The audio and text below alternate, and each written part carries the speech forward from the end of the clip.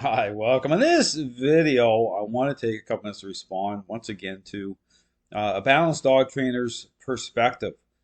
When it comes to the topic of fake service dogs and emotional support animal scam, and again, I want to align this with a process when it comes to service dog training.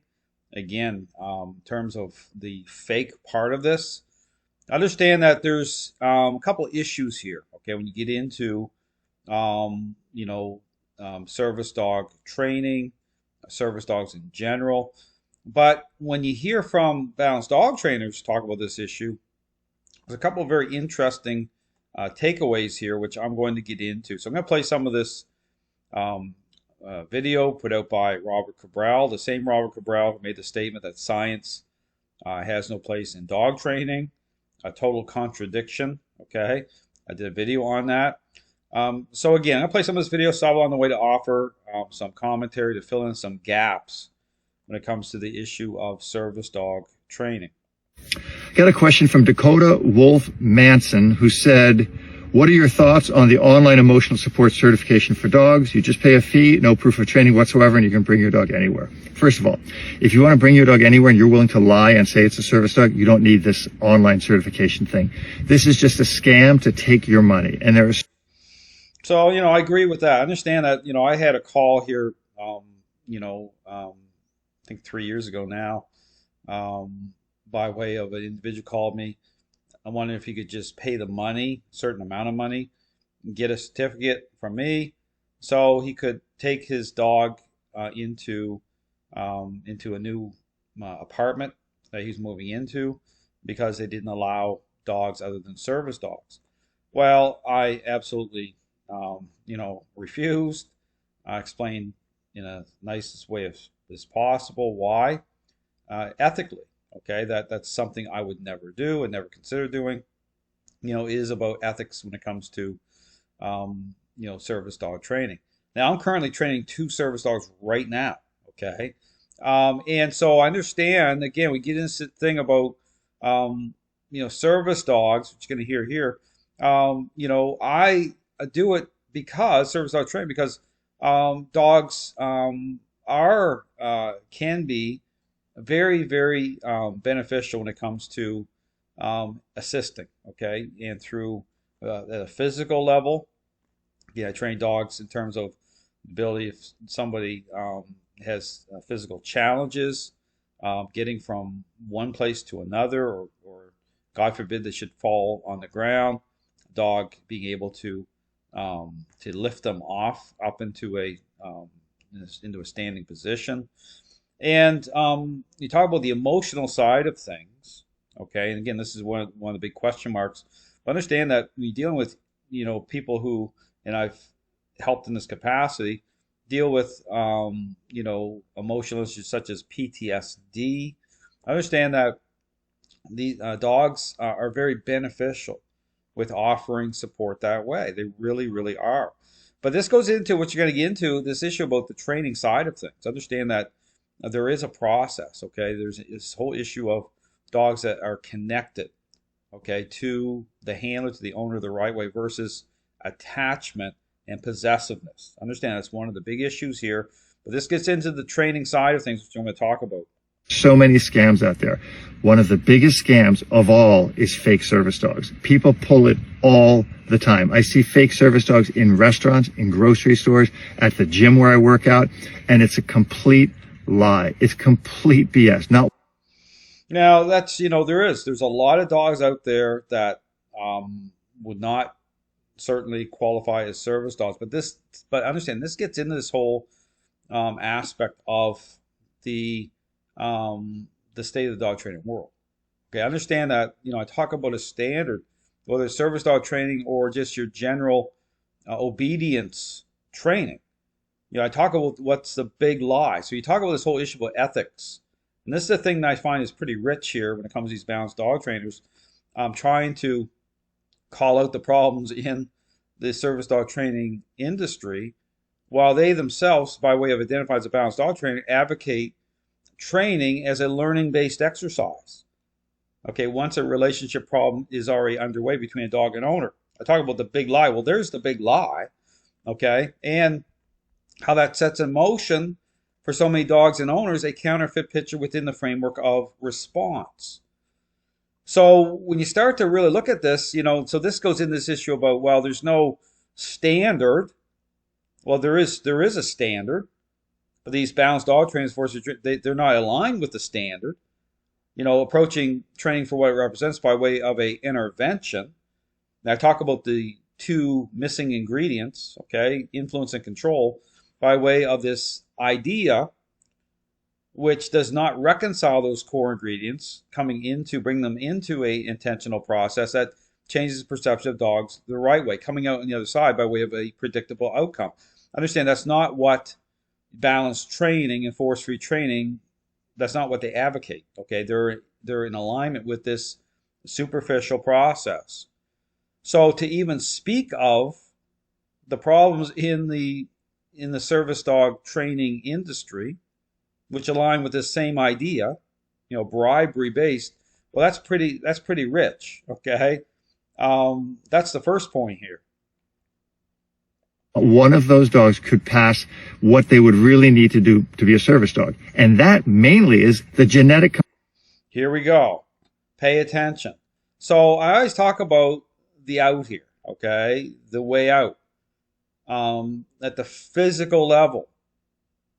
Now really think about this. This case came out, you go watch or read the article that came out years ago by way of the New York Times, pertaining to Cesar Millan, by way of Mark Dare, and that article, if you read the entire article at the end, it's just getting this whole thing about aggression.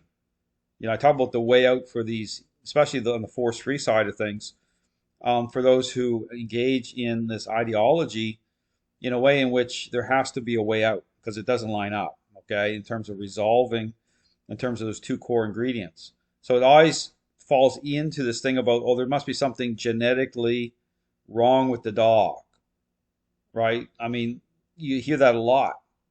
Because understand that when it doesn't line up, when the outcomes are such that perception of dogs are not changing, okay, then the blame shifting begins. So I find it interesting that this is introduced into the balanced dog training narrative here, talking about trying to line this up in terms of the genetic aspect. Because I even talk about, when I'm doing service dog training, a lot of the dogs that I'm helping, typically, the dog, probably 80% of the cases, the dog owner, the person in need of wanting a service dog, the dog's been with them for a year or longer. And so again, based on that dynamic, based on, again, on that type of connection, the emotional part of that, typically the dogs have already gained a level of control in the relationship with the owner. That attachment is possessiveness. And so I have to reverse course. So again, through the system, through those two core ingredients, how they align, totally doable. It'll be very challenging, but doable. But understand that when you get into this whole thing about what is typical by way of balanced and force-free dog trainers, bribery based, that's not part of it. Those two core ingredients are not present in the process that way at all. Okay, they're not aligned. They don't come in that way at the right level, the right way. It doesn't follow the path of an intervention. So what they do is they won't even work a lot of these. They won't even look at these dogs. They'll say, oh, you have to get another dog. This plays in this whole genetic aspect here. Oh, you have to get another dog. And then the problem is that's like a roll of the dice because, yeah, you might start because it's almost like, understand a lot of these trainers almost know their limitations. Okay, in the face of this ideology, they're trying to kind of, it's like a shell game. They're trying to, or they're trying to take the deck of cards and reshuffle them, trying to make it work out through this superficial idea of things. But the problem in that is that you could start with another new dog, and even within a litter of puppies, you're always going to have at least a couple that are going to be at a higher need level. Okay, and so you may end up in the same position, starting off that way. Now you've just wasted more money, your time, and see, this is how this all cycles through all the time, because this ideology itself is the problem. Understand that. component, that they don't have the genetic component to be neutral around other dogs and other. See, they don't have the genetic component to be neutral. It's like shifting the focus onto the dog. And see, that's the default setting here. No, it's about relationship. Okay, it's the process. Yes, some dogs, may have a higher level of social need. This we get into, say, pit bulls. I've trained pit bulls for service dog training. Shepherds, I've trained shepherds for service dog training.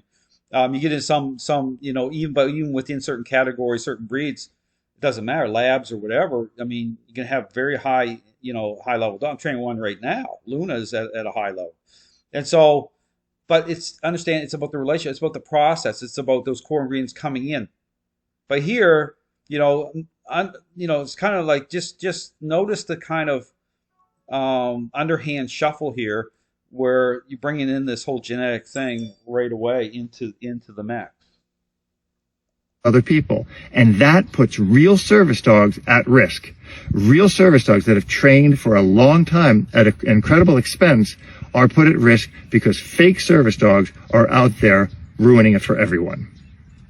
Now, if you want to lie and take your dog somewhere and say, "Oh, I'm disabled," so again, that whole lying theme. Okay, I understand. I have a problem with that because the whole thing about what is being marketed through balanced and force-free dog training is based on a lie.